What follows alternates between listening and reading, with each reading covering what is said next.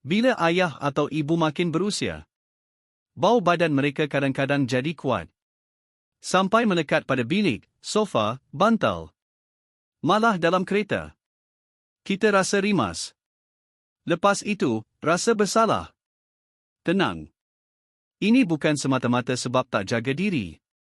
Bila umur meningkat, minyak pada kulit berubah dan hasilkan bau yang lebih kuat dan lebih melekat. Dalam perubatan, bau kuat selalunya ada punca. Lipatan kulit yang lembab, mulut yang kering, atau penyakit dalaman tertentu. Sebab itu, fokus pada perkara asas dulu. Periksa lipatan kulit dan kaki. Semak mulut dan gigi palsu. Buat pemeriksaan asas di klinik. Dan untuk anda yang sedang menahan sabar, rasa tak tahan itu bukan tanda anda anak yang buruk. Itu tanda anda manusia biasa yang penat, tapi masih cuba menjaga orang yang anda sayang. Ambil nafas.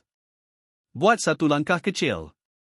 Bila punca diurus, hidup jadi lebih ringan. Untuk dia. Dan untuk anda juga.